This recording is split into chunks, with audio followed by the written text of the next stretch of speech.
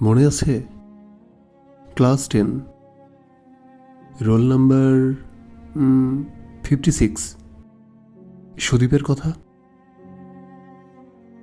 গ্রাম ছেড়ে চলে যাওয়ার পর তার আর কোনো খোঁজ নেওয়া হয়নি। Failure is the pillar of success, Asad sir প্রায় বলতেন কথাটা। আর সেটার উদাহরণ ছিল আমাদের সুদীপ। ভীষণ ভালো কবিতা লিখত, প্রবন্ধও লিখেছিল কয়েকটা। এখনও সেগুলোর কয়েকটা কপি আমার কাছে আছে, সুযোগ পেলেই পড়ি। প্রচণ্ড রকম ধাক্কা খাই প্রতিটা বার। দুর্দান্ত লিখত ওই বয়সেই। 1969-এ সুদীপ এসে ক্লাস 10-এ ভর্তি হলো। একদম লাস্ট বেঞ্চটা ওর জন্য বরাদ্দ ছিল। সবার আগে আসতো ঠিকই, বসতো গিয়ে একদম লাস্ট বেঞ্চে। হয়তোবা কোনোদিন স্কুলে আসেনি, তখন বেঞ্চটা ফাঁকা থাকতো। উস্কো খুস্কো চুল, ফর্সা, ধুতি পরা একমাত্র ছেলে সুদীপ। শান্ত স্বভাবের, গোলগাল চেহারা। লেখাপড়ায় অতটাও ভালো ছিল না, তবে কাব্য লিখত রোজ রোজ। সাইপাস কী সব লিখত কিছুই তখন বুঝতাম না। একবার তো স্যার বলেই দিয়েছিলেন, ওসব কবিতা লিখে ভাত পাওয়া যায় না সুদীপ, এসব ছেড়ে দাও।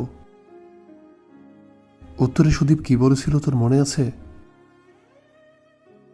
ভাত না পাওয়ায় কোনো আফসোস নেই স্যার, কাব্যশূন্য হওয়াতেই যত ভয়। বুঝতে পেরেছিলি কিছু? আমিও তখন কিছুই বুঝিনি। সবাই মিলে উপহাস করে হেসেছিলাম তখন। স্কুলের দক্ষিণে ছোটখাটো পরিত্যক্ত বাড়িতে ওরা নতুন করে ঘর তুলেছিল, নিজের ছিল না। মামার এই পরিত্যক্ত বাড়িটা দেখাশোনার খাতিরে সেখানে থাকত। টিনে ঘেরা বাড়িটার ভেতরে উকি মেরে অনেকবার দেখতে চেষ্টা করেছি ভেতরটায় কি আছে। একবার তো এমন কাণ্ড হলো, ধরা পড়লাম একেবারে সুদীপের হাতেই। হাসি মুখে বলল, ভেতরে এসো। একচালা একটা ভঙ্গুর ঘর, ভাঙা জায়গায় টিন দিয়ে এঁটে দেওয়া হয়েছে। উঠোনের এক পাশে একটা কুয়ো, বারান্দায় একটা খাটের উপর একজন বৃদ্ধা শয্যাশায়ী।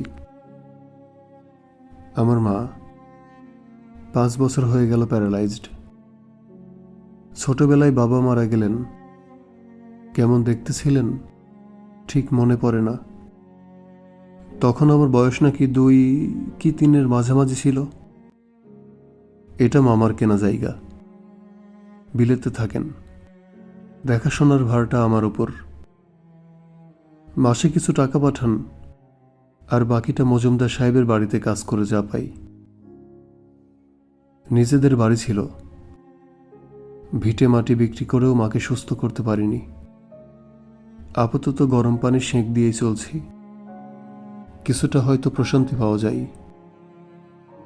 অনেক সাহায্য চেয়েও পাইনি। শেষ পর্যন্ত মামাই থাকার জায়গাটা করে দিয়েছেন।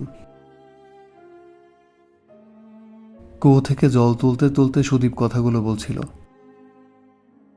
দেখে বুঝেছিলাম খুব শীঘ্রই বৃদ্ধাকে দারিদ্র্যের কাছে হার মানতে হবে।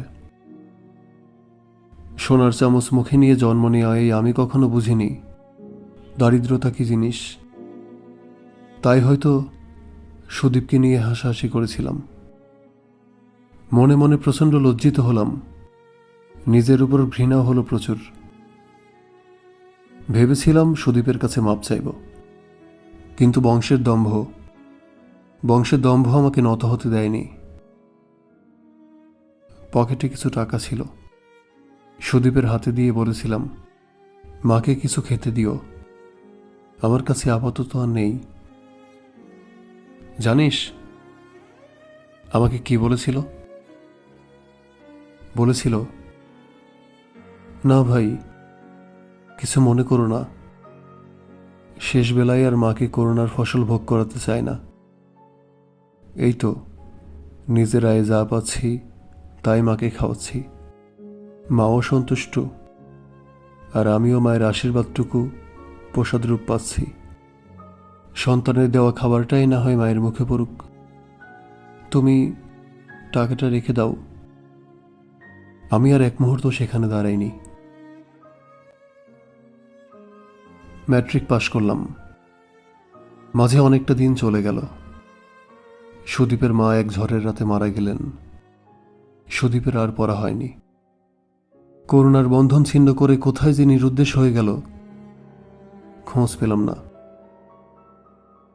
গ্রাম ছেড়ে চলে এলাম। দীর্ঘ সময় কেটে গেল। খবর পেলাম সুদীপ রেল স্টেশনে ভিক্ষে করে। কি একটা ইনফেকশন হয়েছে, সেজন্য কাজ করতে পারে না। যে সুদীপ করুণা চায়নি, সে এখন প্রকৃতির কাছে নিরুপায় হয়ে ভিক্ষে করে। তারপর আর খোঁজ পাইনি। প্রায় ভুলেই গিয়েছিলাম সুদীপকে। শেষমেশ তোর চিঠিতে জানতে পারলাম সুদীপ ট্রেনে কাটা পড়েছে। চোখ দুটো ঝাপসা হয়ে কয়েক ফোঁটা বিষাক্ত জল গাল বেয়ে গড়িয়ে পড়ল। সামনে তাকিয়ে দেখলাম অতি দূরে দিনের তরুণ সূর্যটা তার সব তারুণ্য হারিয়ে অন্ধকারে ডুব দিচ্ছে। হয়তো আবার সূর্য উঠবে, আবার ডুব দিবে। চোখে ভেসে উঠল সুদীপের একটি লেখা। ভাবছি যখন ছন্দে আছি, হচ্ছে কেবল অগ্রসর। বৃত্ত মাঝেই ঘুরছি তখন, বিন্দু হয়ে অবান্তর। সুদীপের এই লেখা নিয়ে সেদিন সবাই মিলে হেসেছিলাম, উপহাস করেছিলাম। আজ বুঝতে পারলাম, আমরা যা আজকে বুঝতে পারছি, সুদীপ তা তখনই বুঝতে পেরেছিল। আফসোস, আমরা সুদীপের প্রতিভার কদর করতে ব্যর্থ হয়েছি। পুজোর ছুটি। রেল স্টেশনে বসে আছি। আশেপাশে ভিক্ষুকদের ছড়াছড়ি। সবাই যেন সুদীপের প্রতিনিধিত্ব করছে। সুদীপের কথা মনে পড়তেই চোখটা ঝাপসা হয়ে আসলো, গলাটা ভীষণভাবে ধরে এলো। নোংরা পাঞ্জাবি আর ধুতি পরা একটা ভিক্ষুক সামনে আসলো। পকেটে থাকা কয়েনটা ওর হাতে দিলাম। কয়েনটা নিল না। বলল, ভালো আছো? জিজ্ঞেস করলাম, কে? উত্তর আসলো, রোল নাম্বার 56, সুদীপ্ত কুমার রায়।